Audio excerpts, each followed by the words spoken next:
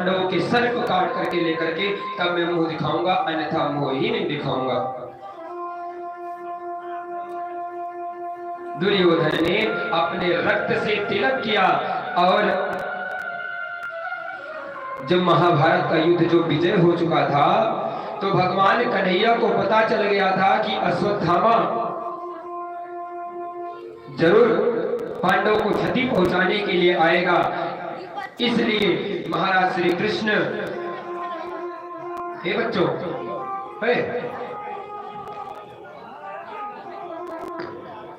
ये लड़के के हम भेदभाव भूत प्रेत बने यहाँ बैठा है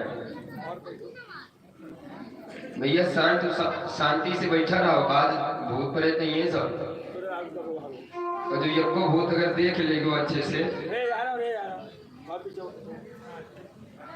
बोल सच्चे दरबार की। तो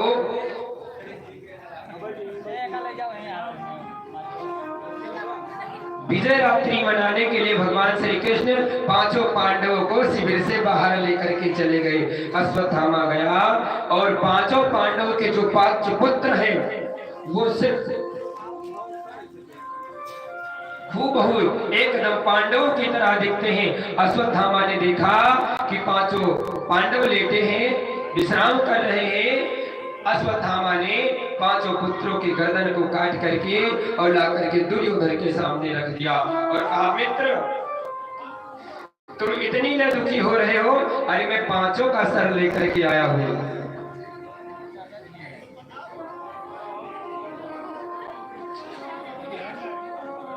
दुर्योधन ने जब सर को देखा तो कहा, अरे अश्वत्थामा ये तुमने क्या किया?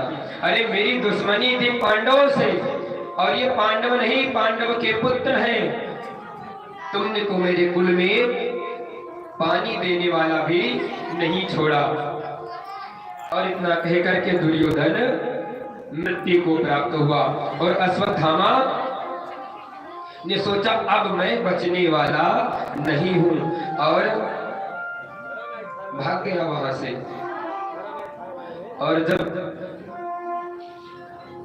द्रौपदी को जब पता चला कि जो पुत्र है मेरे उनका मृत्यु हो गया है तो विलाप कर रही है कि माता शिशूनां निधिनं सुतानां निशम्य घोरं परितप्यमानं।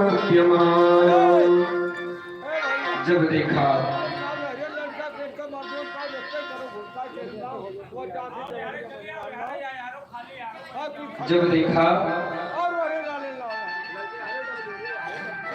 द्रौपदी विलाप कर रही है तो अर्जुन आए और कहा कि जब तक मैं आपके पुत्र के हत्यारे को पकड़ के नहीं लेके आऊंगा मैं आपको अपना मुख नहीं दिखाऊंगा। अरे छोड़ा तो आपन सुनो, आपन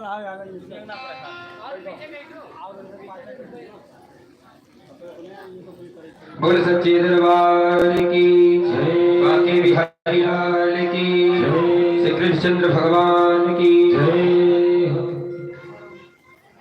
अर्जुन ने भगवान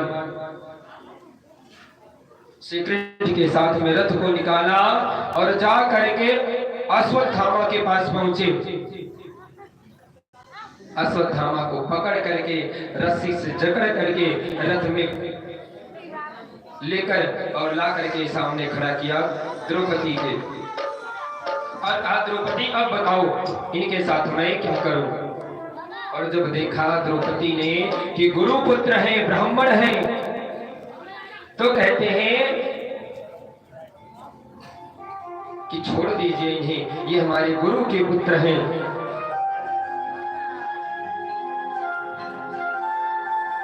गुरुपुत्र हैं और गुरुपुत्र का वध करना हमें शोभा नहीं देता।